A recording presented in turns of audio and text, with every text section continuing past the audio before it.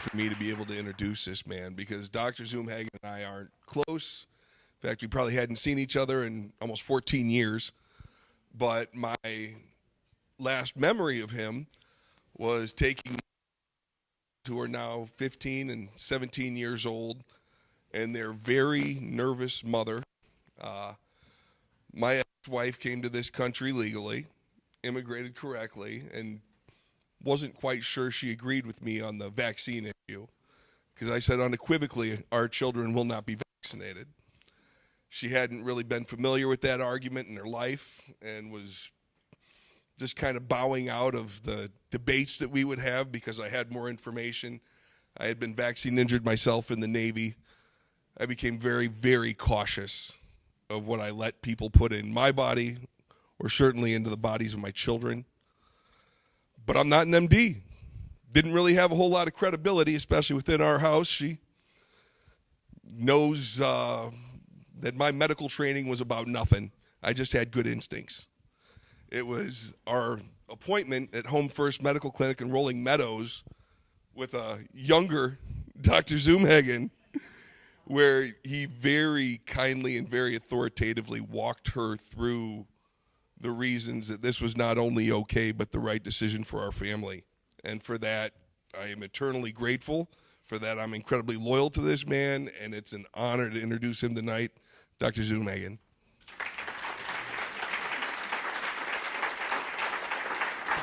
Okay, well, thank you so much for having me. I'm incredibly honored to be here. I have one technical question. How do I advance slides?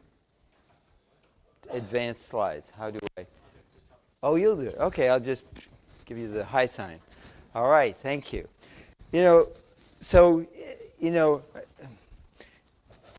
Going back many years ago, I was terrified of public speaking, but I love it now because I feel like I have, I guess, been in practice for 38 years. I have something to share with people that I feel so valuable, and I love coming to an audience that is so receptive, that opens with a prayer. My goodness, that's just incredible, because that's really the answer that I found is we've kicked God out of our society, we've kicked God out of medicine, in particular, my field, and that is, in a sense, the root of all of our problems. And so I hear a lot of people talk about vaccines, and there's some very good people out there, educating about it, but I always want to get up there and say, yeah, but we're not quite to the root of the problem yet. And so this talk here is probably about an hour long, but I'm not going to do it. I'm gonna pick and choose and leave some time for questions because I really want to interact with you. I really want to, whatever is on your mind, I'll use my whatever brain cells and experience I have to give you, my perspective. I have been so blessed. I worked with Dr. Mayer Eisenstein for 24 years at Home First Health Services. That's where Chad and I met. And he said younger. Yeah, I must have been like 53. I guess that sounds young these days. But back a while ago, 53 sounded pretty old to me. But anyway, I guess I was a bit younger. I did have a big problem when I started medicine. I started working with Dr. Eisenstein in 1986. I would have been almost 30 years old. And I still looked like I could just come out of high school. So I had a big credibility problem. I had to go into the room exuding confidence because otherwise people just didn't think like, what's this young whippersnapper going to, have to offer me? I do look a bit older now, so I guess that works in my favor. Every once in a while, I grow a beard, and I do Abraham Lincoln presentations. And my beard now comes in gray, so I have to dye it. It's quite the ordeal. But I was really blessed. I spoke at a dinner for the Will County Republicans, and Dinesh D'Souza was there. Oh, that was a treat. And so I memorized Lincoln's speeches. So I've memorized a few.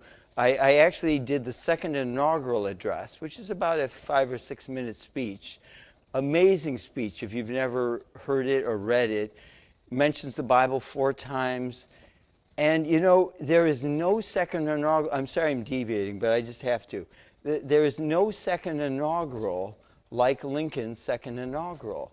There's an interesting book called Lincoln's Greatest Speech, Ronald White, that sort of goes through that speech and a little bit of Lincoln's life. It's a short one. Some Lincoln books are so long, they're hard to get through, but this was a short one. But what's amazing about that speech is that, most of the time you hear a second inaugural, well, thank you for electing me again, and we've done this, and now we're going to do that.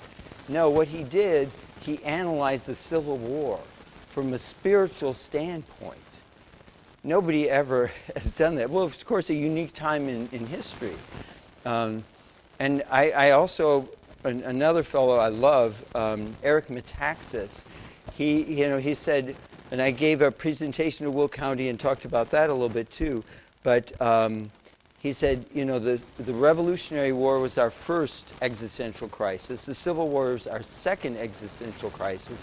And he called this last election our third existential crisis, because it was literally going to be the nation survives or the nation dies. And I know you all felt that, and I certainly felt it. And but it was a unique crisis, and it was totally spiritual. It didn't involve combat. I mean, we had riots and stuff, yeah. That wasn't too pleasant, but it wasn't a war, and yet it was a greater war than we had ever faced, because it was, in a sense, totally deciding, are we going to go back to the spiritual direction that founded our country, or are we going to abandon it and bury it? And so it's truly a miracle. I'm so excited. I've been saying it for the last 2 or 3 years. This is the best time to be alive, because it is amazing to see what's happening. God is moving. And boy, after this election, it's just, a huge open door. But now it's time to do our work, because now, we can't just say, oh, well, and I know you don't think this way, but, oh, those guys up on the top, they're going to take care of everything now. No, now it's time to get to work, because the door is open. The opportunity is there. So I'm following the tradition of my mentor, Dr. Mayer Eisenstein, who continuously diverted. He could never finish a thought without some kind of a diversion, and you always wondered, was he going to get back to the original point? Sometimes he did, sometimes he didn't. I don't know where I'm going to fare today.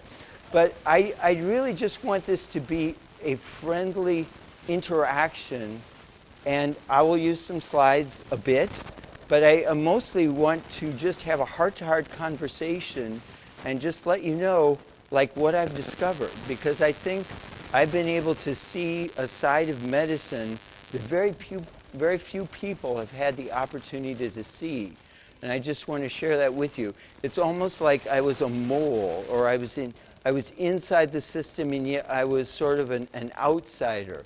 And it gave me an amazing perspective, which Chad was sort of mentioning. But the guy who got it started for me was Dr. Mayer Eisenstein. We hear, there's certain people in the vaccine community that you hear about all the time. There's Del Bigtree, amazing man. There's Bobby Kennedy, who's going to be in the administration. Del Bigtree is going to be in the background there, too. There's Sherry Tenpenny. There's some big names. And, but you know what? Before those big names, before the internet, before it was popular to even have a counter opinion, there was Dr. Robert S. Mendelsohn and there was Dr. Mayer Eisenstein. And they are sort of they were so far ahead of their time, I will say, that we've almost forgotten them. Dr. Mayer passed 10 years ago, almost exactly. It was just last month. And but I always say of Dr. Mayer, when I entered medicine, I wanted to be a Christian doctor. I wanted to help people. I wanted to see everybody get better. And but I thought the road to do that was to just follow the rules. Like, okay, medicine is science. We'll just learn the science, follow all the rules. It's going to be amazing. People are going to get better. I got very discouraged as I graduated from medical school because nobody was getting better. And then God, this is truly a God moment. I was assigned to read the book Confessions of a Medical Heretic by Robert S. Mendelsohn. It was written in 1979. I was reading it in about 1979, 1980. It had just come out. And it was a special project. Everybody got a different assignment. That was my assignment. I think I was the only person in my class. And the class wasn't big. Maybe it was like, I'm even forgetting, maybe like 40, 50 people. I was down in Peoria, U of I Peoria. And that was God. Because the book, guess who the book is dedicated to? Mayor Eisenstein. 3 years later, I was working with Mayor Eisenstein. But Dr. Mendelsohn had one simple message in that book. And he was an amazing man.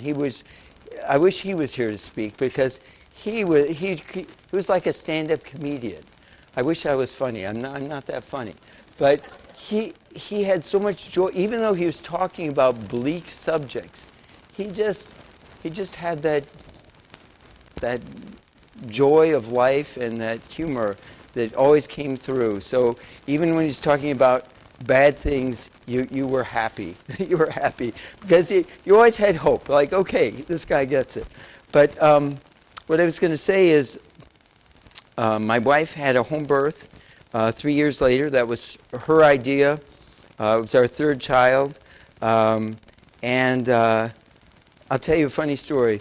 I was petrified to tell my parents that we were going to have a home birth because I thought they're just going to, I don't know, I can't even predict. What are they going to say? It's just like so weird. What are we going to say?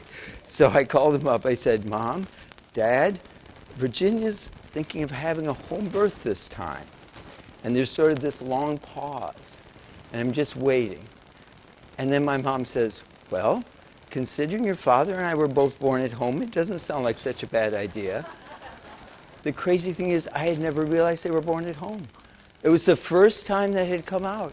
And I found out they had these amazing stories. Like after my mom was born, the slats in the bed collapsed and the whole bed collapsed. And my dad was born breech. And the doctor, you know how doctors have a great bedside manner? He told my grandma that he thought that both she and the baby were going to die. I tell you what, doctors have a long tradition of just saying all the right thing at the right time, right? But anyway, my dad was very brilliant, and the breech delivery didn't seem to do him any harm. So all that just to say, Mendelssohn taught me that medicine was not pure science. And to me, that was like, wow. That was like such an amazing revelation. Because I just thought, oh, well, I have to do everything they say because it's all science, and you can't question science. It's all truth, and science is absolute truth, so we just got to go with it. And Dr. Eisenstein, and first Dr. Mendelsohn, and then Dr. Eisenstein, said, you know, science is a lot of politics, science is a lot of tradition. Medicine is a lot of politics, medicine is a lot of tradition, and there's often very little science to it. So you don't have to do everything they tell you. And you can analyze it and try to figure it out. So that leads me to this. For 38 years, I've been analyzing this system, this medical system, and trying to figure out why is it going wrong, where is it going wrong. My first wake-up call was my first two children. We vaccinated them on schedule.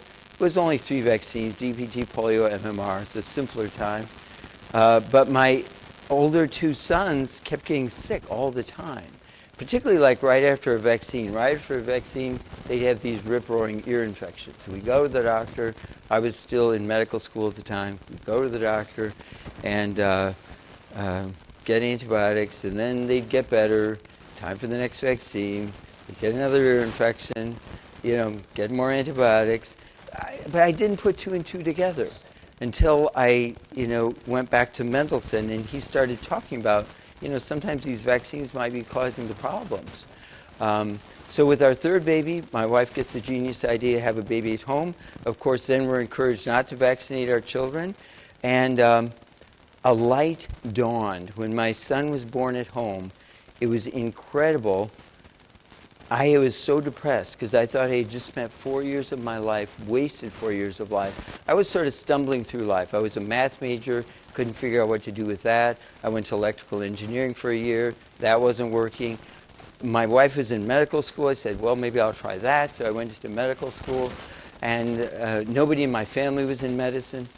And then I spent 4 years in medical school and came out sort of discouraged, sort of hating it, just not seeing any good thing happening from it. So I had this amazing experience when my son was born at home, because it was like all the dreams that I had thought of with medicine happened in that moment. It was amazing. It was life. It was the most amazing moment was when the midwife handed us the baby and said, "Here's your baby." I said, "What do you mean, here's your baby?" I mean, I thought people had to do exams and we had to ask permission to see the baby and all that. No, it's your baby. So it was total culture shock. But it opened the door, and I went and I sort of begged Dr. Eisenstein to join the practice. He was gracious enough. He said, "Of course, we have room for more." So I worked with him for 24 years. Some of the most joyous 24 years of my life. I got to know the city and the suburbs like the back of my hand. I've been to Geneva for births, Sycamore for births, name any community in Chicago, I've been there for births. Probably close to 2,000 births. I sort of lost count after a while. But it was amazing. The only hard thing is when you're driving in a snowstorm trying to get to a baby before they're born. So I have a lot of birth stories. But let me go into vaccines now. I'll finish my digression. Now you know me a little bit better. And the first child we didn't vaccinate was our home birth. No ear infections, no asthma, no allergies, which had been the case with our first two. Not horrible things with our first two, but sort of, not ideal. Let's put it that way. And then with number 4, with number 5, with number 6, with number 7, with number 8, with number 9, no ear infections. Well, I think we're going to switch. Oh yeah, that's fine. Is this better? There's a lot of feedback, so let me take that. So we say, oh, I gotta turn on. There, can you hear me still? Okay, well, let's say home birth was an occupational hazard. Can you hear me? You're real close. I just said birth was sort of an occupational hazard. Can I put it that way? No, we love children. We love birth, and it's like God bless us with a lot of children, but it's amazing the health of the children. We had our trials. I had some broken bones, dislocated jaws, cashew aspiration. I won't go into a long story, but we did have one of our children have whooping cough and almost die. But that was sort of. Did that change my opinion on vaccines? No. I could tell you the details of that story, but I'll put it this way. The whooping cough was contracted from vaccinated children. So it didn't change my opinion. And mostly he almost died because of some of the issues that we're having in the hospital. But anyway, God got us through that, and he's now 24 years old. Looks like a weightlifter, probably, I guess, because he is a weightlifter a little bit. And he works with disabled children on the north side. So, it's interesting. My kids ended up in some interesting occupations. My oldest son is a chaplain at Cincinnati Children's Hospital. He's overnight chaplain. That's a hospital that's 7 times larger than anything we have here in Chicago. It's a huge mecca. Originally, the polio vaccine was developed there, and it got a lot of funding and just grew to huge proportions. But he works with children all the time in sometimes very unfortunate circumstances. And then my younger son works with children that are very damaged many times from vaccines. So we stopped vaccinating with number 3 and started seeing our healthiest children ever. So I reached that decision in 1986. That was a long time ago. But I still didn't feel like I had to convince other people to follow the same path. I thought, it's okay for me. I'm comfortable with it. Maybe not everybody's comfortable with it. So at Home First, we used to vaccinate slowly. We'd start at 6 months, and we were very cautious with the vaccines. If a mom came back and said, "Oh, you know what? That last vaccine, the child was crying for a little while and maybe ran a little bit of a temperature," we'd say, "Okay, that's it. We're stopping vaccines." So we would stop on a dime, and I never had anybody have a serious problem. But in 1991, all of a sudden we had people migrating into the practice from outside, and they started telling us these horrendous stories. Like at a year old, all of a sudden we got vaccines and the child stopped talking to me. The child stopped looking at me. It wasn't even my child anymore. And I heard that story, and then a month later, and the parent said, "I think the child has autism." And you know what my response was? What do you think? I said, "What's autism?" It had never been covered in medical school. I mean, maybe I missed the lecture, but we spent a lot of time talking about ADD, ADHD, different things. Nobody ever talked about autism. At that time, it was 1 in 5,000 to 1 in 10,000 incidents, so you might see one case in your whole practice. All of a sudden, I saw one in 1991. A month later, another one comes in. Same story. Child stopped talking to us right after the vaccines. Another one comes in. And I'm thinking, okay, I guess something went wrong with the schedule. We better do something about this. At that time, 1986 had just happened. That's interestingly, the year I started practice was 86. It was also the year they passed the National Childhood Vaccine Injury Act. Is anybody familiar with that act? A couple people know about it. So here's what happened. You have to know this history. The DPT shot, even though it was just like one shot, had a high incidence of side effects. By high, I mean, could be like 1 out of 100. It wasn't insignificant. It wasn't 1 out of 1,000,000, and it was varying degrees. Maybe it was probably more like 1 out of 50 in terms of concerning, and 1 out of 100 to 500 for more serious.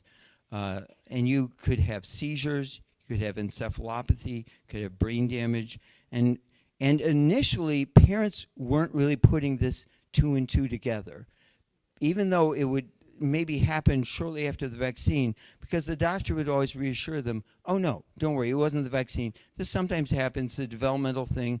Kids reach a certain stage and get a seizure or something like this happens." But then there was an expose that came out. We didn't have the internet then. There was an expose that came out in about 81, 82 called Vaccine Roulette. You can still find it on YouTube. And it was a great, no holds barred. I forget what the lady, a lady put it together. I should know her name, and I'm sorry I don't remember it. And she interviewed, among them, Dr. Mendelsohn and other doctors around the country that were saying, yes, there's a problem with vaccines. This is happening. And all of a sudden, all these people that had children that had this problem started connecting. And they said, "You mean I'm not the only one?" And all of a sudden, they realized there was a whole community of damaged children out there. And guess what? There were some lawsuits that came as a result, because now they said, "Oh, well, my doctor said it wasn't, but now I'm hearing that it was." So what happened was the companies were getting so many lawsuits, they were about to go out of business. So they approached the government. Ronald Reagan's president at the time, and he was a good president. But some, as we saw with President Trump, you have people around you that are not as good. And he felt forced, in a way, to pass this act. And what it did was, you cannot sue drug companies for vaccine damage, and just like with COVID. But that was a separate act that they did with that. But this was something that's been in place since 1986 for all the childhood vaccines. And there's a special fund that's established, and there's a list of diseases or conditions that are covered. They of course propose it as a win-win, and that's why you have to be so careful with legislation, because it's always proposed as this amazing thing, and you almost have to talk to an insider to know, like, what are the ramifications here. But unfortunately, about the only insiders in the country were Dr. Mendelsohn and maybe 2 or 3 other doctors that had this perspective that not all was well in the state of Denmark. So anyway, all the medical consultants said, "Oh yeah, these vaccines are really important. If we stop vaccinating, if we don't have these guys back, all the diseases are going to come back." And so we have to do this. So okay, we'll figure it. We'll make it work. So we'll make it a win for the parents, because we'll have this list of diseases, and if any child comes down with one of these diseases, boom, instant. Do not pass go. Do not collect 200. Here's your money. It's going to be a seamless process.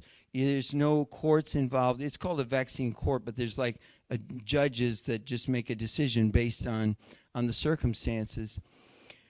And it seemed like on paper that would work, except there were a few problems. One of the big problems that surfaced was, so let me put it this way. When that went through, since 1986, we added hepatitis B, Hib, Prevnar, rotavirus, chickenpox, flu, now COVID, and I forgot to bring it. I was going to bring a handout. It's in part of my lecture here. There's a great handout from Children's Hospital of Philadelphia that is a parental handout to assuage you that don't worry, it's not too many vaccines. And it has some information printed out, like, questions like, is it possible to give a child too many vaccines? Answer is no. And then there's a little explanation. And then it's, what is our current understanding of the limits of vaccination? And it says, we did this study, that study, this is what the immune system's doing, we have this many immune cells. Well, based on this information, children could safely receive 100,000 vaccines at any one visit. So that's the ceiling. At least we know there is a limit. Now, if we stepped over 100,001, that would just be disaster, I'm sure. So anyway, I have that handout in my office, and I hand it out to parents regularly just so they can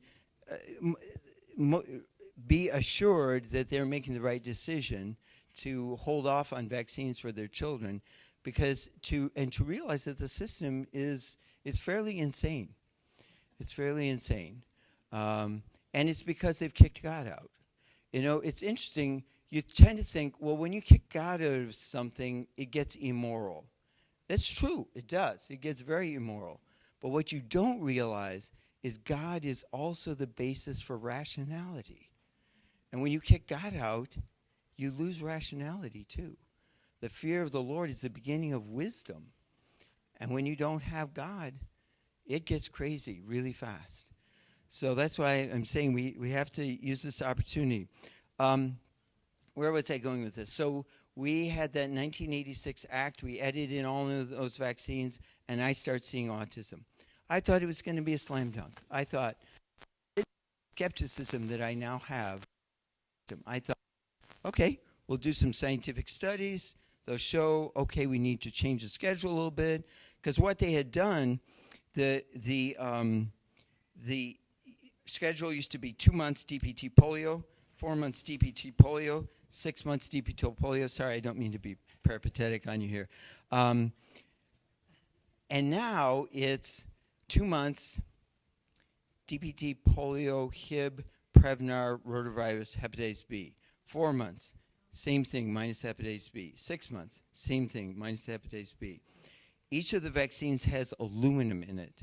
Used to have aluminum and mercury, but it turns out the body does not like heavy metals. So why don't we take the heavy metals out of the vaccines? Wouldn't that solve the problem? Well, here's the problem. If you don't have the heavy metals in, the body ignores, well, that's probably not the best word to use. I'll try to do this with one hand. Since 1989, there's so many points I want to make. I'm not even sure where to start. But since 1989, we've realized the immune system is really complex. We discovered a whole part of the immune system we didn't even know existed. It's called the innate immune system. And it's things that you've heard about, like killer T cells, dendritic cells, macrophages. But that's the part of the immune system that doesn't use antibodies. We always think of like antibodies, right? You have a germ and body makes an antibody, kills the germ, and then that solves the problem. But it turns out it's like an army. There's a front line that comes into play before you get to the antibody part. That's called the adaptive immune system. The innate immune system rolls into production way before that. And if the assault is rather minor, by the time the antibody system gets there, the war is over. So if you just put a little protein in, like, a little piece of a pertussis germ into the body, the innate immune system destroys it before the adaptive immune system can even get into gear. So with the aluminum in the vaccine, it's called an adjuvant. That gets the immune system's attention, and all of a sudden, okay, this is a major war. This isn't a minor skirmish. This is full battle armor. So the innate immune system rolls in, starts the work, and then the adaptive immune system comes in and starts making antibodies. I'm going to go off on a tangent here. When do you think the first vaccine was given? Does anybody have a clue as to what year that might have been given? What's a guess? Just yell out. Yes, it was smallpox. You're right. Do you know when smallpox was first vaccinated? It was you're close. 1796. Edward Jenner. Yeah. We didn't know about germs. We didn't know about antibodies. We didn't know about DNA. And what we were doing was rubbing cow pus into wounds. And that was considered a vaccine. And you know the anti-vaccine, I hate that nomenclature, but I guess it's the simplest to use. The anti-vaccine movement has been alive and well for a long time. It wasn't because people are Luddites or people are against progress or people are against science. People noticed that their friend, their relative, their son, their daughter got really sick. Sometimes they got tuberculosis. Sometimes they got tetanus because you're rubbing pus into a wound. You know, it's such a crazy theory that if you're immune to cowpox, then you'll be immune to smallpox, and therefore will, make you immune to cowpox, and now you won't get smallpox. It was based on a very scientific study. Now we have double-blind, placebo-controlled studies. It was based on Edward Jenner's experiment with one person. Yeah, it was very scientific. All that just to say, science has not been a part of the vaccine world for a long time. There's a great book called The Beautiful Cure, and it's written by a mainstream guy, mainstream immunologist. And he said, this is amazing. He goes through the history of immunology, and he says, wow, we didn't know about the innate immune system until 1989. That means we didn't know how 90% of the immune system works until 1989. And I always say, if I had written that book, I would have put it in one more sentence. That means we invented 90% of our vaccines before we knew how 90% of the immune system works.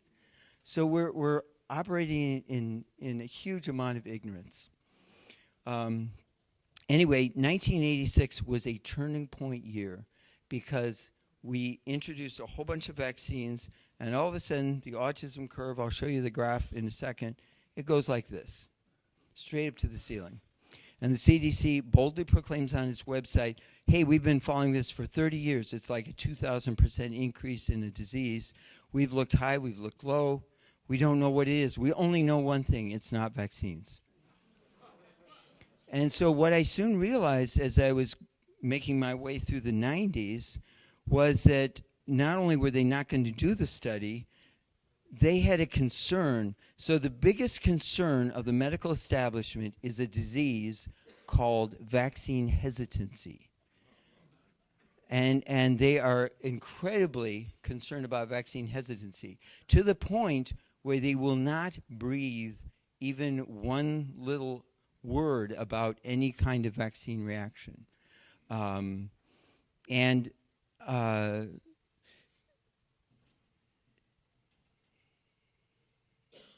Rather than say, okay, there's a problem, we're going to address it, we're going to rearrange the schedule, we're cramming the vaccines in too fast, we'll just spread them out, this should work.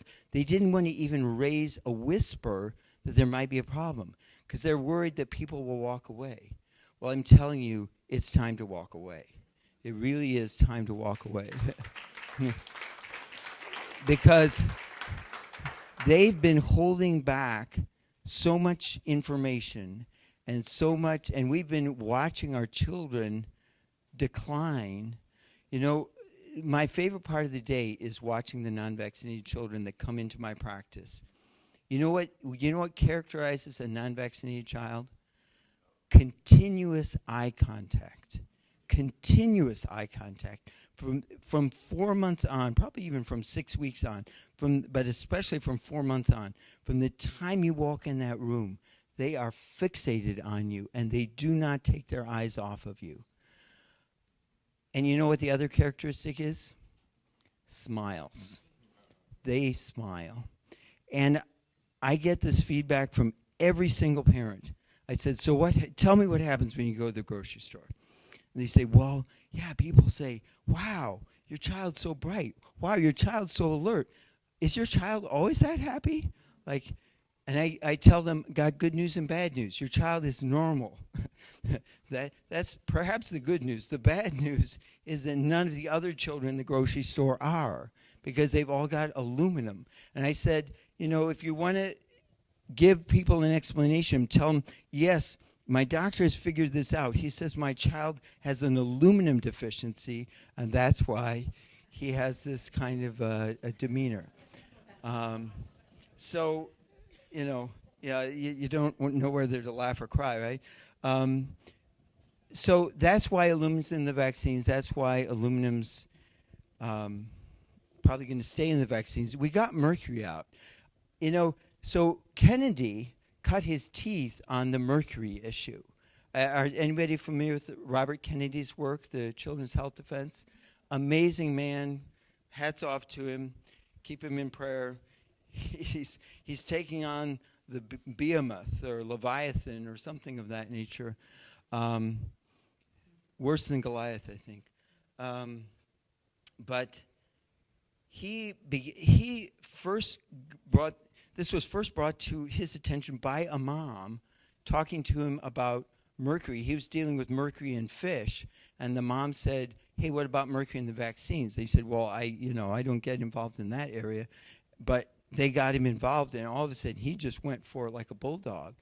And so he was writing books on mercury and how bad the mercury was. And, you know, it's funny because as they added in all those new vaccines, they didn't do one thing. They forgot to add up the amount of mercury that was going to be occurring with that amount of vaccines. And all of a sudden, there was this you could tell sort of a moment of shock and awe, like, wait a minute, oh oh my goodness, like how much mercury we put in now?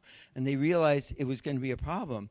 So there was this campaign. They decided, well, they could take the mercury out because the mercury wasn't an adjuvant. It was only a preservative. It was just there to get rid of the bacteria that might be in a multi-dose vial. So it was expendable in a way. We'll find a different one. We'll get rid of that one. By the way, doctors have traditionally used mercury to treat people since the 1800s. That's how we filled up our mental institutions, you know. And it's very true. Lincoln famously was taking a little blue pill. It's a mercury-based pill, and he stopped taking it because he said it was making him like act angry, and he was losing his temper too easily. Yeah, the mercury was creating a toxic effect. But all that just say, see, this is the problem with diverging. I've got to keep my divergence in check here. We're talking about mercury. So Kennedy. So here's the ad campaign when they took out the mercury. It was in 2000. Whoever does their marketing is genius. We're going to make safe vaccines even safer. So, man,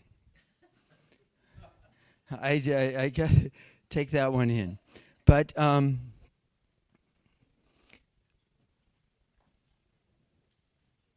the way this whole operation runs is fear. Fear that this disease is going to come back, polio, smallpox, whatever. Maybe I should go through a couple slides. Okay, let me, I'm going to have you flip through a bunch till we get to graphs. Okay, let me talk about this guy for just a second. Okay, this is a problem. Does anybody know who that is? Francis Collins, head of the NIH. Guess who he's the boss of? Fauci, right. He has a bigger problem than Fauci. He has a $40 billion budget. Fauci just has $4 billion. So he has a bigger problem. And here's why he's a really tremendous problem. He identifies as a Christian. He very well may be. But I will just tell you, he was not acting as a Christian when he, was at the helm here. He wanted to close down the churches for an extra year beyond anything the government or Fauci proposed. There's a lot of internal memos. You can read it in Kennedy's books. There's a book called Vax Unvax, Let the Science Speak by Kennedy. And there's the most interesting part of that book, other than the graphs, is in the back. There's some emails which detail their correspondence with Dr. Collins. And he's a scary person to me because he comes across like Mr. Rogers. He's like Mr. Friendly. He's smiling. But he's what we call a methodological naturalist. That's a $10 word. What it means is I'm a Christian when I'm in church, but now over here I'm a scientist. And I just operate on the rules of science. But and the rules of medicine. But like I learned from Dr. Eisenstein, some of the rules and operations of medicine and science are antithetical to Christianity. But he says, no, science is neutral. And that's actually my big point of this lecture. Science is not neutral. Science is either controlled by God or it's controlled by Satan. You choose. And this is if I was going to say like the big takeaway home point of my lecture, which I've sort of been all over the map here. I apologize if it, but I just thought tonight, I want to speak from my heart. I just feel that you are I feel like we're sitting over a cup of coffee or something, and I just want to have a heart-to-heart and just pour out my heart to you. But all that just to say that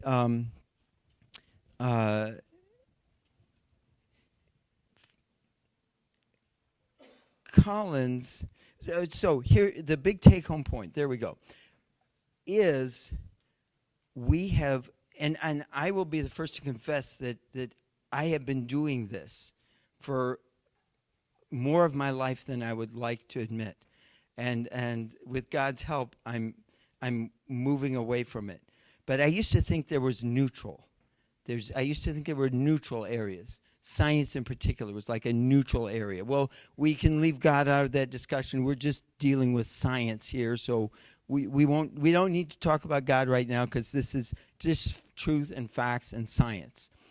And what I've discovered through my family, working with Dr. Eisenstein, a lot of prayer, reading the Word, and just contemplating everything that's been going on, there is no neutral.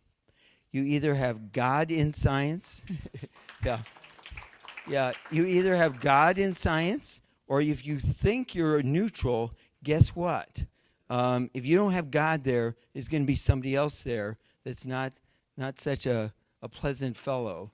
And so that's what Dr. Collins has to realize, is he cannot be a methodological naturalist and be a Christian really at the same time. He was appointed under Obama. And it was a big concern. You know why it was a concern? They said, hey, we know this guy's a Christian, and we're doing some crazy stuff with embryos, and, what if he tries to shut all that down? And he had been head of the Human Genome Project, and he said, don't worry, he won't.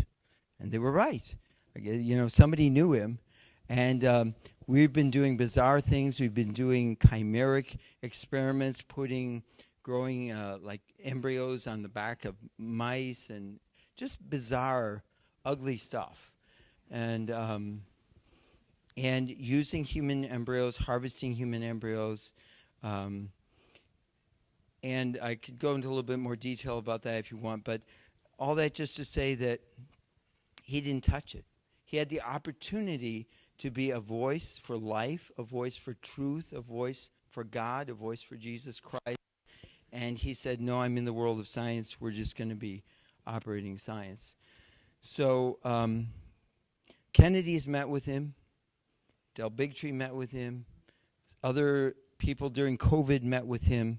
And he was a wall. No, he would not bend.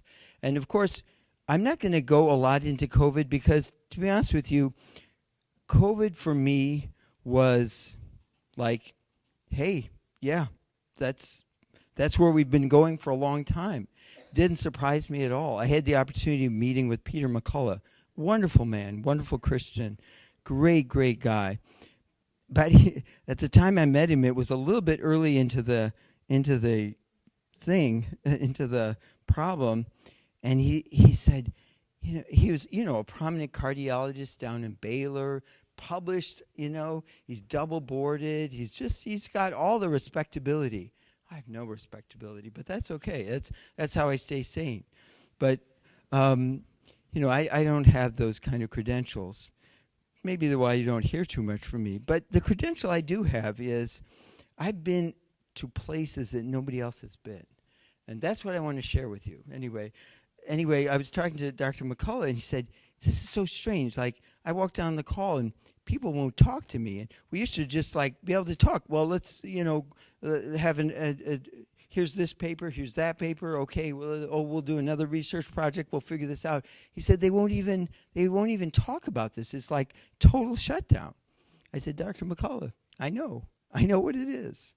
I said, you, in your academic world as a cardiologist, have been always living in the pharmaceutical world. I said, now the pharmaceutical world is not a perfect world. There's many problems with it, but it pales in comparison to the vaccine world. The vaccine world is a whole nother universe. And I said, I've been living in that universe for the last, I think at the time it was like 36 years. And I said, yeah, it's crazy. It's upside down world. There's no science to it. It's a religion. It's an ideology. You're going to be, lambasted, and he said, but all he's trying to do is promote ivermectin. I said, yes, but the problem was when you promote ivermectin, you step into the vaccine world, because if we admit that ivermectin is helping, now we lose the authorization for the COVID vaccine, and so you can't interfere with that program. That program is going to go forward. So anyway. All that just to say, let me give you, oh, I'm done. How about that? That was fast. We got through a couple slides. Can I just show you, let me just show you a couple graphs. Just go. No, I want to do questions. So, one more. There, let's there. This is my lecture in about 30 seconds. This is the timeline of how the vaccine system developed and why we're in such deep doo-doo, lack of a better term. It started in 1910, the Flexner Report, and 1916. Both of those events sort of came together where we developed a medical system through the Rockefeller Foundation and money and funding. It was totally pharmaceutically based. So that's when we set up our pharmaceutically based medical system. And when I walked into medical school, I got a bunch of freebies from all the pharmaceutical companies. You were bought and paid for, got a free stethoscope, and you know, you're off and running from day one to, you know, we have a pill for every ill. And so your job as a doctor to know what pill corresponds to each illness. So that's what I was learning. And then, so that was sort of the starting point. 1962, we started harvesting aborted baby cells to make vaccines. Of course, that was before we allowed abortions here, so it was a baby that was harvested in Sweden.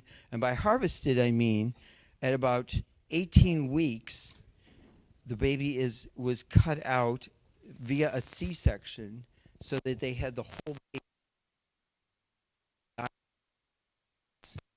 You have to dissect them while the baby is alive without anesthesia. Yeah, and you become, that happens with church to cold hard science. It's Nazi medicine. And you sort of have to harden your mind and harden your heart. Hey, we're just doing science. It's ultimately for the good of humanity. It's all going to, you know, we lost one here, but we're going to save millions. It's that kind of thinking. So that's when and I call this like I use the movie Taking Pelham 1, 2, 3, this subway's out of control, and they're waiting for a red light so that the car will stop.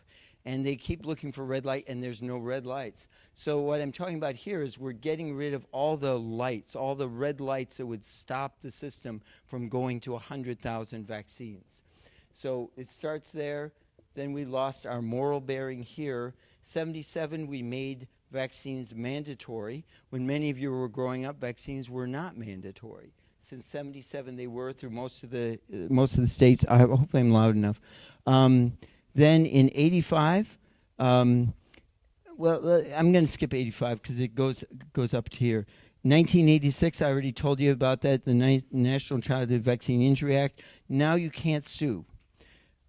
It gets worse. Now the regulatory agencies, so there's two things that keep a corporation in line: lawsuits and regulations. That's what motivates them to make a safer product. Lawsuits is the bigger motivation. It's not like, oh, we live in total fear of lawsuits, but we always have that in the back of our brain as we're developing a product, whether we're making toasters or whatever we're making, cars. Like, we've got to make sure this is safe. You know, we don't need lawsuits, but we lost that motivation there. And then you would think, well, okay, maybe the regulatory agencies can keep this in line. Well, they could, except in 1992 they found a loophole, and before they could not take any funding from the companies they were regulating, but the loophole in 92 allowed the NIH, CDC, and the FDA to begin taking funding from the drug companies. And so there's no safety valve there anymore. Then this might even, well, they're all bad, but this is a bad one too. 96, they allow the pharmaceutical companies to market directly to consumers. Before, it was just in our medical journals, and we'd get a lot of ads, and drug reps would come to our office and say, hey, doc, here's the greatest, best thing, use this next time. But now it's going off to the media. Now, you might think, okay, well, that's mildly annoying. There's a commercial. I'll just turn off the sound. It'll be okay, and I'll just, get through and sort of ignore that. Well, it's a deeper problem than that, because, as you're probably aware, the pharmaceutical companies are the greatest contributors to television marketing. And that means if you have a show that don't, like you say, you portray a child getting injured from a vaccine or something. Oh, I'm sorry, that's not going to be allowed. So they'll pull their advertising. So that means they have influence on every show and the news. Because if the news isn't saying what they want, they'll also withdraw their advertising. That means anything you watch in television is filtered through the pharmaceutical. I mean, people could say big pharma. I get tired of that. Anyway, so that's how our system got out of control, starting in 1910 and going up to 1996. And the conclusion of my talk is, I don't care what you're making with that system. You could be making toasters with that system. Nobody would want to buy that product, because there's nothing that makes it safe in any form or fashion. There's only one problem. You would be mandated to buy the product, so there's no way of escaping it. So that's why I say, we've got to get God back in. How do we get God back into medicine, by the way? There's only one little principle we need, and that's this. You're made in the image of God. That's all we need. And everything reforms if we would admit that. Unfortunately, in science, we are heavily inculcated with Darwin, and we're taught to look at children like glorified amoebas. Oh, yeah, 1 billion years ago, you were just a one-celled creature.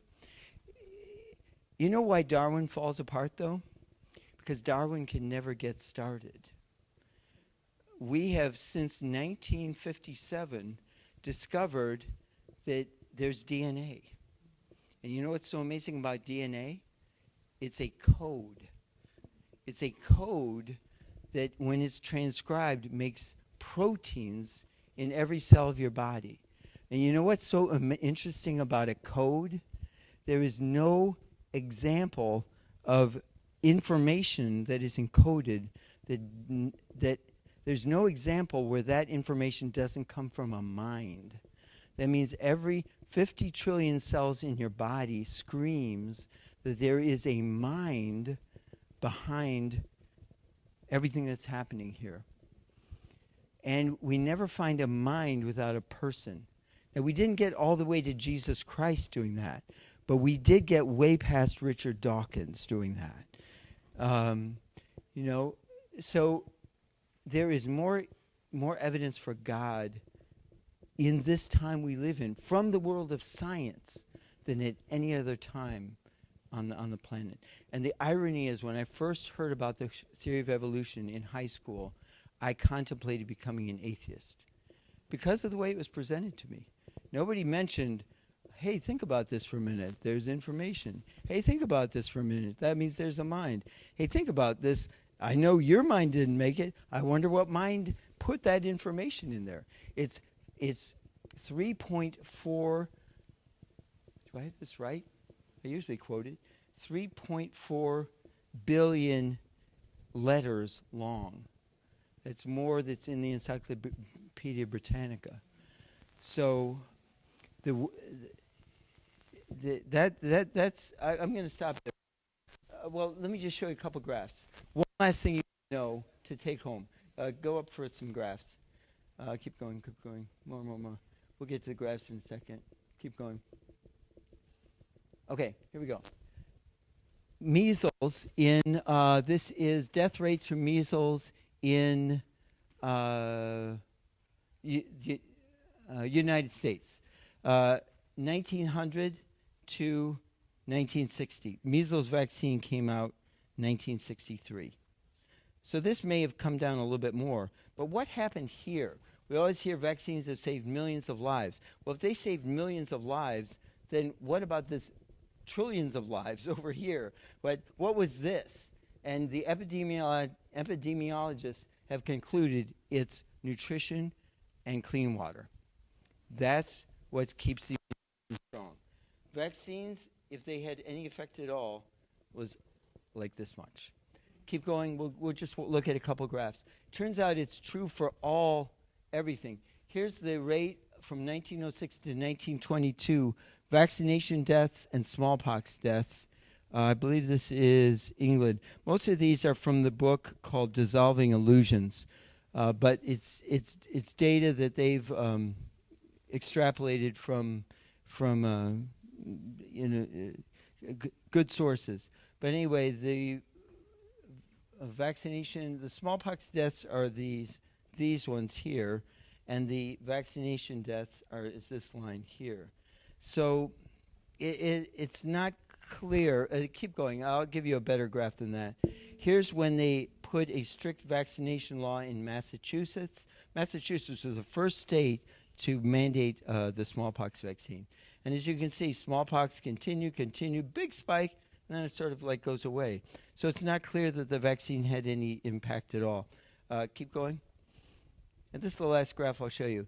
This is 5 different diseases: measles, scarlet fever, whooping cough, diphtheria, smallpox, all from 1838 all the way to, say, let's look at 1950. All the death rates are markedly decreasing, whether we had a vaccine or not. And then the vaccines come in here. Diphtheria comes in here.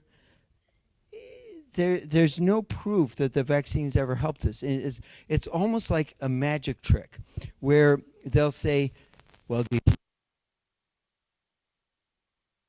anybody die from diphtheria now? No. Do you see anybody dying from polio now? No. Well, guess what? We've had vaccines, and now we don't have any of those diseases. But they don't tell you all the diseases were gone before the vaccines even came. So that's what you have to know. You have to know a little history. You have to, if you want 2 excellent books on vaccines, Dissolving Illusions by Susan Humphreys, and Turtles All the Way Down by Mary Holland. Not by Mary Holland, but the authors of that book did not put their names on the book because they didn't want to be completely, they were scientists, so they didn't want to be deplatformed. So she's the editor of the book. The best website to look for any kind of information you need is thehighwire.com. It's literally THE, thehighwire.com. Look on their search engine. Masks. The Cochrane study already showed they correlated 70 studies. Masks do not prevent transmission of illness. It's definitive scientific evidence. You will not hear it on your television. Why? Pharmaceutical companies are running your television. Bird flu. I've actually sort of like reached saturation point with hearing about different things. It's all the same. There's a book called Virus Mania written by a German, and he just talks about, here's the game plan: virus, test, vaccine. That's the game plan. We're going to make money on the test. We're going to make money on the vaccine. That's the game plan.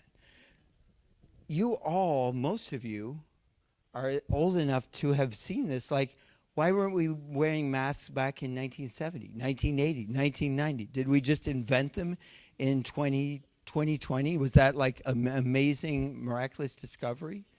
What I'm trying to tell you is you don't need science to make your decisions. Read your Bible. You need God to make your decisions. Even if you know hardly anything about medicine, if you know God and you know God created your body, you will make really intelligent decisions. Because you'll say, like, okay, God wants to heal. God put a lot of healing in my body. I'm just going to take care of my body. I'm going to eat well, take care of my body, and it's gonna do well. The pill program is, hey, don't worry, we've got 20 different pills, and many people my age, and maybe some of you are in this conundrum, are on a lot of medications. Well, I have a practice where I try to help people find a different path. But vaccines are a con game. It's a horrible, and we are reaping a horrible onslaught of autoimmune illness. We see so many sick kids. The saddest thing that happens to me these days is having a child walk into my office, carried into my office by the parents, and they say, we don't know what happened right after these vaccines. It's always the same vaccines. DPT,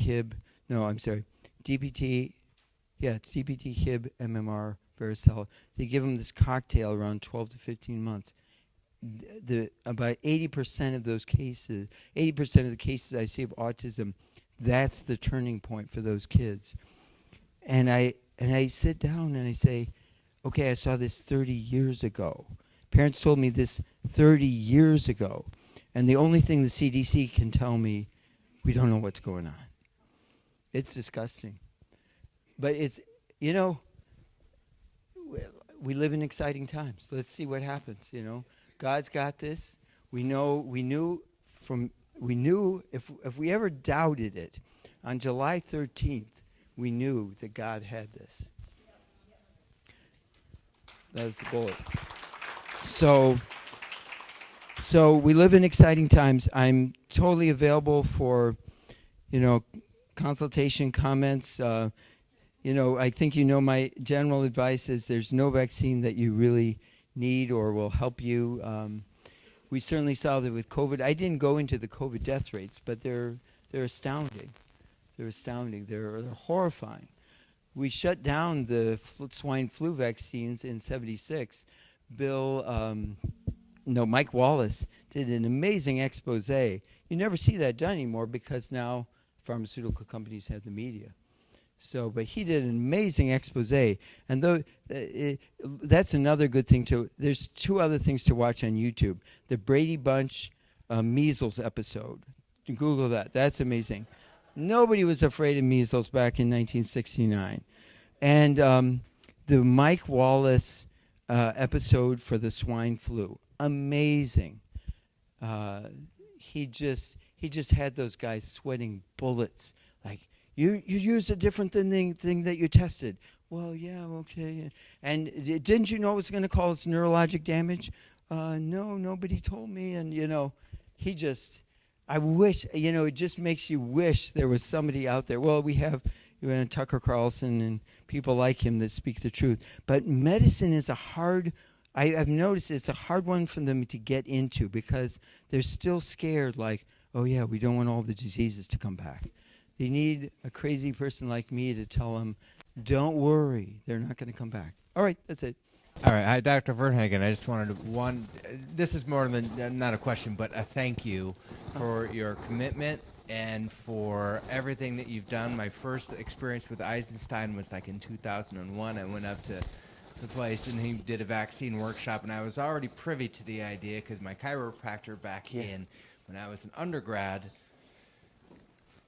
filled me in on the fraud, and I was like, gosh, that can't be true. And then all I had to do was read like this much of a book, right? And it just the whole can of worms opens up, right? Right. And so thank you. And I also wish that more people would.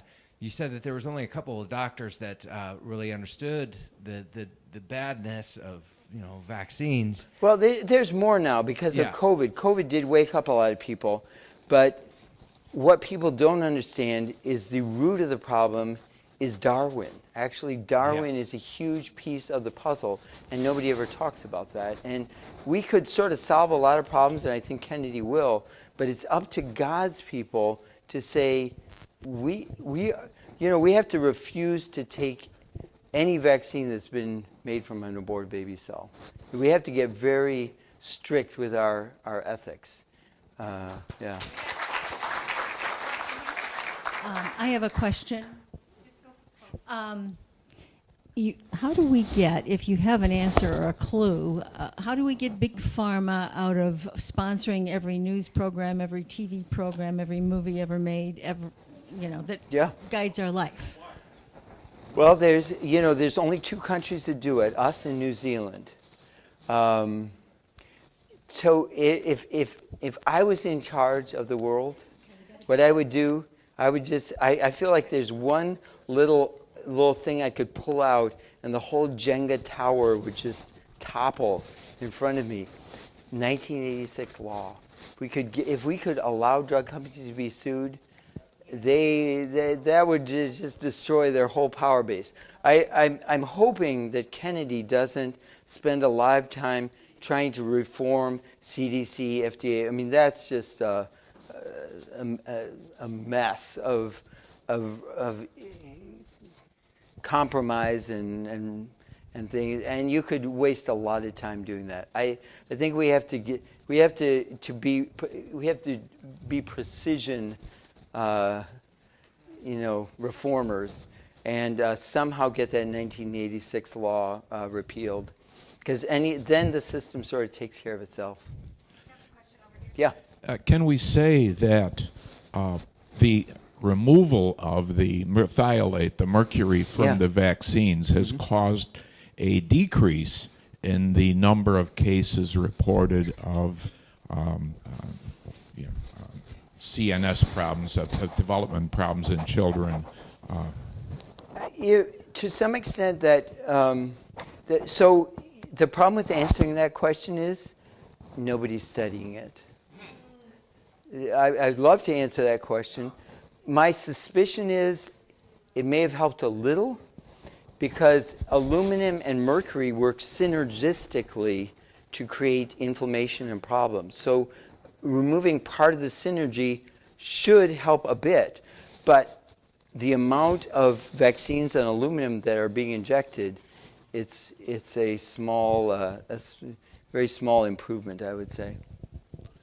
Thank you for being here, Doc.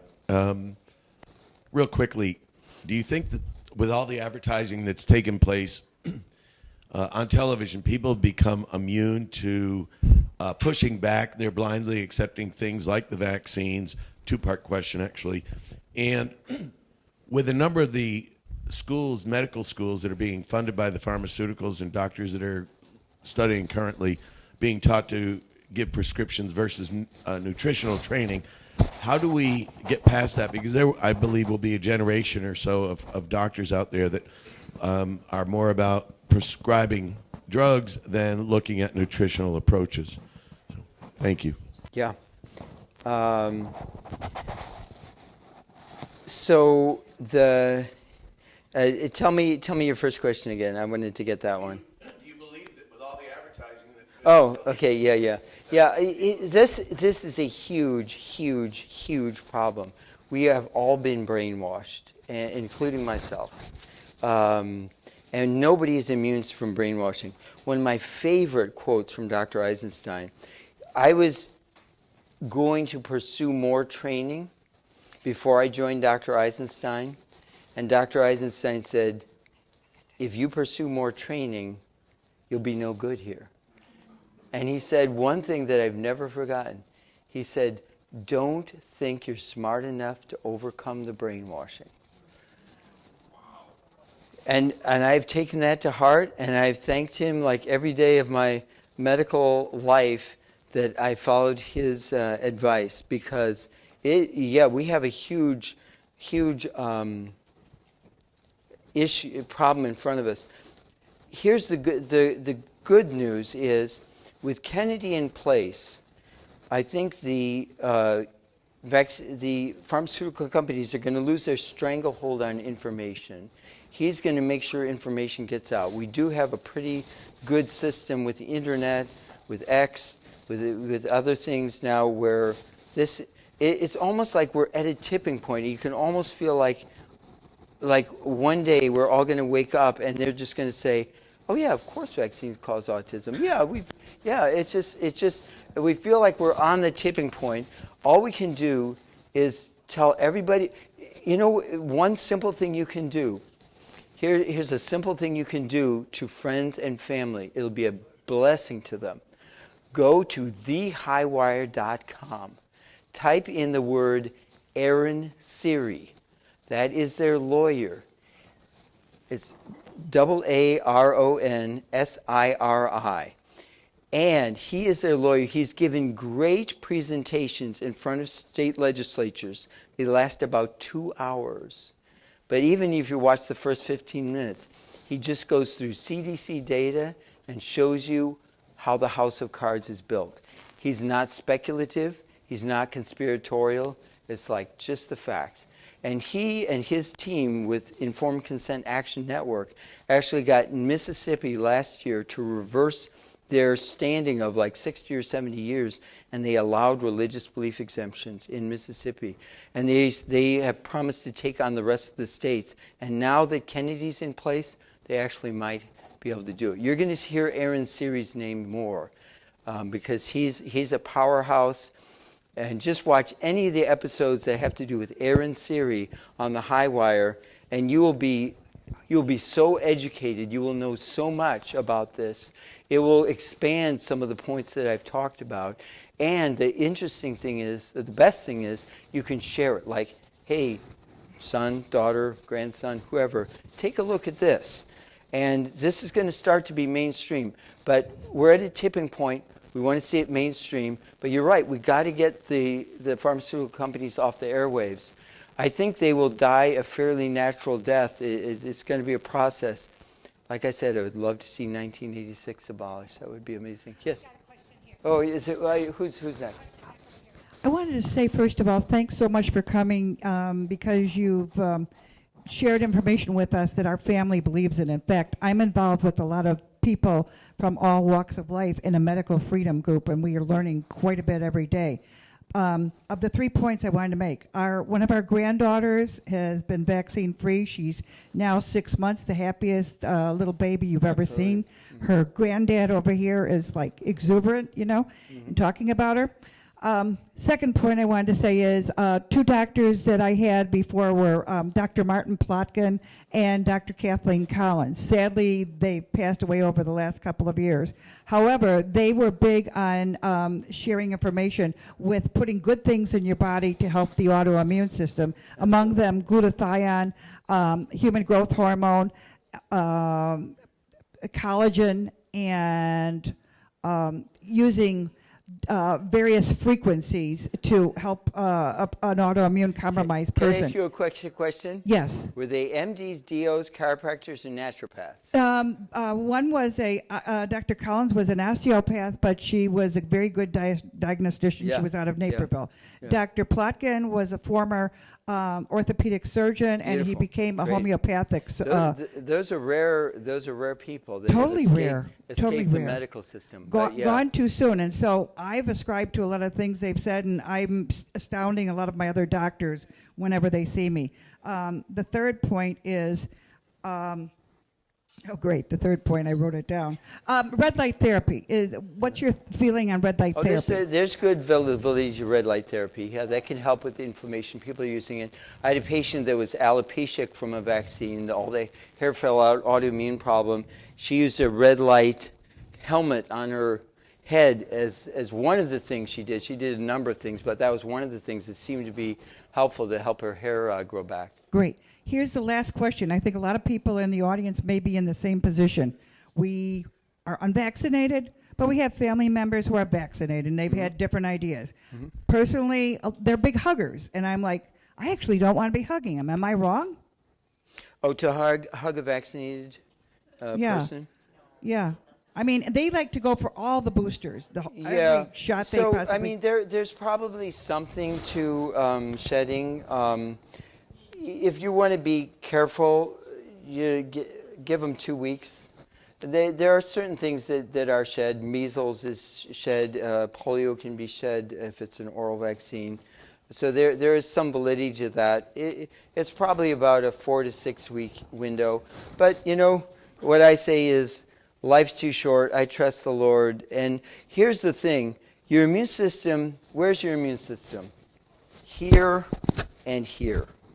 And the problem with the vaccine is it bypasses. It goes right here past the front line. So I always say, worst case scenario, if something's coming at me, I'm taking my vitamin D, 5,000 IUs every day, and I've got this and I've got this that God gave me. Life's too short. I try to hug as many people as I can. Yeah. Thank you, doctor, for coming in. I have a question. These kids who were vaccinated, 90s, 2000, they have these heavy metals. Would there be any benefit to using chelating agents or some sort of detoxification in their adult years? Yeah. The sooner you can do it, the better, probably. I use some digestive support. Some people get more aggressive and do, intravenous chelation. There's validity to all of that. Here's the problem. There's no perfect answer. You can take 20 autistic kids, do the exact same thing on all 20. Some of them recover, some of them don't. You, of course, try on everybody.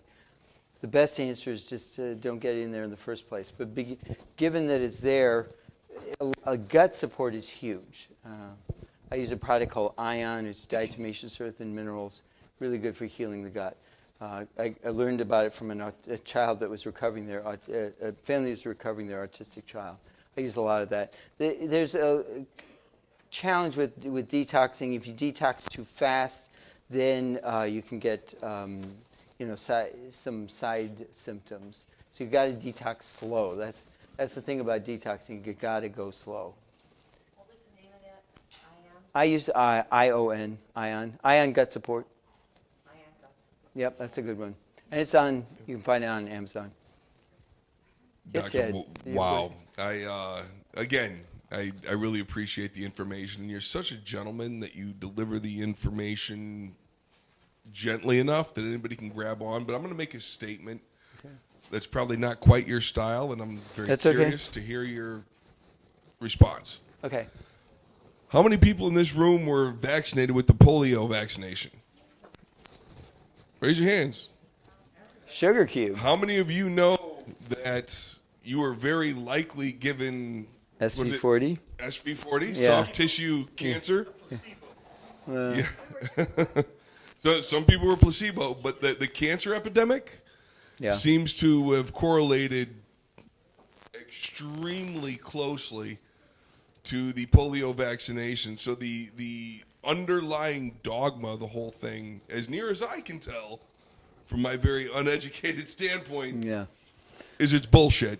Well, polio is polio is like a fascinating study. You could spend weeks or months sort of delving into the history of the polio. It is just incredible. That was the first, big push. That's really where the vaccine system got its start, was with polio, because you had a huge national campaign. Before the internet, you had the March of Dimes. You had a president, supposedly had polio, probably had transverse myelitis. So let me tell you something. The most interesting fact you need to know about polio. Polio was weird because you saw all those diseases going down. Guess what? Polio wasn't quite following the pattern. In the 1950s, the United States went like this. It was going down, and all of a sudden, we got a spike in the 1950s. Like, hey, what's going on? Well, it's interesting. If you follow the usage of DDT, the DDT was being used at the same time.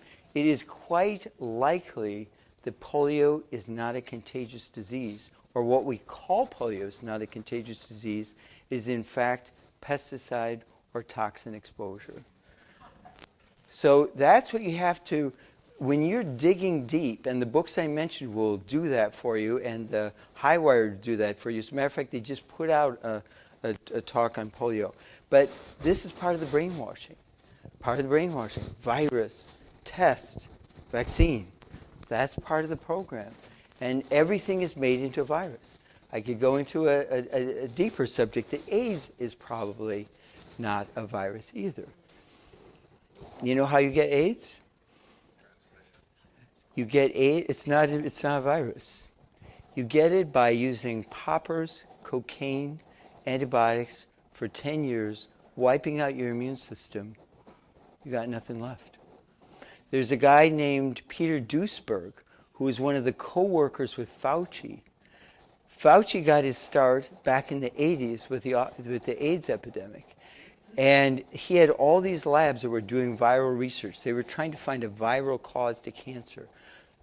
They gave up. It was Johnson's war on cancer, and it wasn't working out. They weren't finding what they were hoping to find. The labs were all about to be shut down. All this funding's going away. We got to find a virus. They found a virus. They actually stole a virus that a Frenchman had found. Dr. Gallo here in the United States stole his work. And instead of publishing it in a paper, he went on national television and said, hey, I found the AIDS virus. So the scare tactic was, look at all these people. And you lived through this. You'll remember. What did they tell us? The same lies. That's why you don't even listen to bird flu. Who cares? Who cares? Just don't bore me. I don't even know. I don't even know what you're talking about. The human race has lived on the planet for thousands of years, and we haven't been wiped out. Now, that 1918 spike, that didn't look too good, did it? You've seen the flu graph. It's going down, down, down, down. 1918, boop, boop, and then what happened? 1918, boop, boop. We went 50 million people died worldwide. We were heavily vaccinating the troops. We'd just been through a war. Everybody's well-nourished. There was no food. It started, they call it the Spanish flu. It started in the American camps. I believe, this is just my theory, I don't have definitive scientific evidence, but the more we vaccinated, we created some kind of a weird monstrosity that was worse than average. Eventually everybody fought it off. It just caused that one spike and never happened again. But it was just the perfect storm. The first war we vaccinated troops in was World War I. We were vaccinating against mustard gas. We were vaccinated against, they thought vaccines could cure everything, so we'll just inject it. And so the troops were, our troops are very abused. They're heavily vaccinated. It's just, thank you for your service. Anybody that served, I appreciate it. Yeah, go ahead. Well, I don't have a question. I just want to say that Home First delivered 2 of my 3 children. And the last time I saw you, I believe it was 2005. Okay. In Rolling Meadows. And I just want to say, I don't know what I ever would have done without you guys. Oh, thank you. Thank you. Yeah. I want to just mention one thing that was when you said the one book from Children's Health Defense. For those of you who are first time here, in June we had Mary Holland, who is the CEO of Children's Health Defense, who wrote that book. Yeah. So so that you know that we did actually have her. And another person you need to invite is the other author of Vax Unvax, and that's Dr. Brian Hooker. He is a gem of a person. He stayed in my house 3 times. I love the man. I love to hug him. He is just, and he has an autistic son who's 24 years old that requires sort of 24-hour care between he and his wife. They have to sleep. He won't tell you this, but I don't know if he wants to make it public, but they have to sleep in shifts. But Steve's getting better. He actually has learned a speller now, and he's actually communicating. So the problem with autism, you are trapped inside this body. Lots of times you're receiving everything, but you just can't get it out. Sort of like a Helen Keller type thing, where nobody knows you're in there. And so Stephen has been able to communicate. There's a documentary called Spellers, where they're talking about reaching autistic children through spelling devices, and they're very. Some of them are geniuses, and they're just trapped. They can't. Their brain will not do the oral communication. I had one other thing, and then we'll go to this person for the last question. But get Dr. Hooker. Oh, okay. He'll come. My question, you mentioned about vitamin D, and we haven't talked a lot about the nutrition part of this. You say 5,000 milligrams, and there's nothing. That's what I use too. And you don't see any reason why anybody should not take 5,000. Right, I don't. Anything you do, there'll always be some naysayer that says, "Oh no, that's not a good thing." Dr. Eisenstein was big on vitamin D, and I've researched it, and there's definitely good documentation that it helps postmenopausal women absorb calcium, so you don't get into osteoporosis. It strengthens your immune system. We get it from sun exposure. If you live down, on Miami Beach, you may not need it, but up here, yeah, you need it. The vitamin C, the vitamin D, where is it derived from? I believe they make it. I used to know this. I think they do it off of. There's some kind of like a sheepskin, or something. I can't remember how they harvest it. But that's a big deal, isn't it? What's that? Where the vitamins come from? Oh yeah, it is a big deal. It's a big deal. But I satisfied myself at one time that everything is okay, and I sort of moved on. My brain is too cluttered to keep all the facts in place. I'm sorry I don't know the answer to that, but you could look it up.